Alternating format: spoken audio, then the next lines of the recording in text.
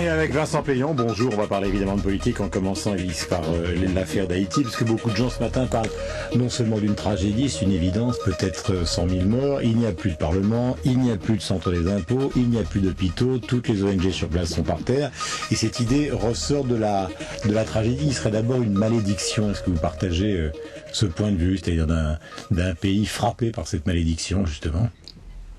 Écoutez, Haïti est un pays qui a déjà beaucoup souffert, et nous le savons ici parce que nous avons accueilli, la France, très souvent un certain nombre d'Haïtiens et de grands écrivains haïtiens, de grandes personnalités.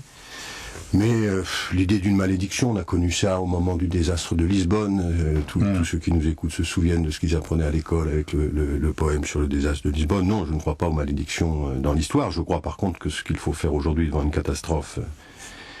la solidarité est internationale.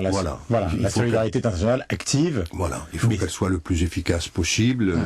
Et c'est peut-être d'ailleurs une des vertus dont on ne parle pas assez de la globalisation à la fois médiatique, politique, économique, c'est que peut-être on peut réagir plus vite et ne pas laisser des gens mourir à petit feu. Et donc cette mobilisation qui est allée, qui semble être assez rapide, enclenchée. Oui. On va parler maintenant évidemment des régionales. Et là, la télé s'en mêle. Elle s'en mêle d'ailleurs avec vous dès ce soir sur France 2 avec Arlette Chabot, puisqu'il va y avoir un débat où Éric Besson rencontrera à la fois vous et Marine Le Pen. Et puis on l'a appris ce matin, donc intervention du président de la République sur TF1 avec Laurence Ferrari, Jean-Pierre Pernaut et des Français à la fin du mois, ou au début du mois de février. Commençons par le président de la République. Est-ce que vous trouvez normal qu'il intervienne? Est-ce que ça vous paraît évident dans la perspective des régionales? Il avait dit qu'il s'engagerait dans cette campagne et c'est sa façon de conduire sa présidence, puisque vous savez, chose jamais vue sous la Ve République, que même les réunions de l'UMP se font à l'Élysée. Les gens semblent s'en être habitués très vite. Maintenant, nous avons réussi à faire modifier, vous savez, les règles du CSA pour que le temps du président de la République soit comptabilisé.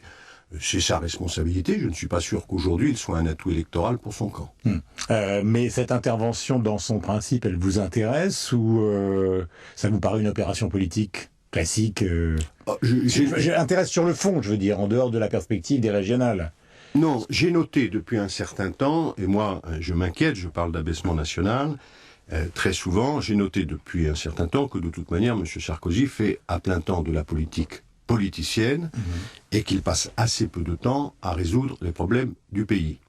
Mais il a un certain mépris pour nous et une certaine utilisation des médias telle que, à nouveau, et ça concerne aussi l'émission de France 2 ce soir, plutôt que de parler des vrais problèmes des Français, il y en a beaucoup.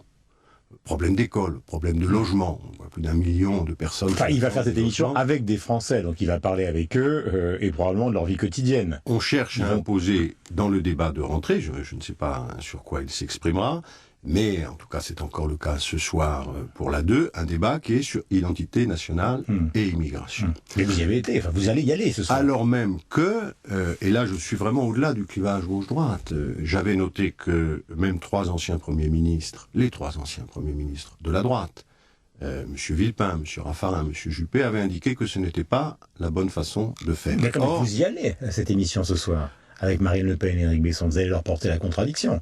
Il faut bien entendu, parce que sinon qu'est-ce qu'il se passe? Déjà, mettre en début de soirée un débat entre la droite et l'extrême droite, puisque nous intervenons après, c'est assez curieux et c'est assez nouveau. Il faudra y faire attention.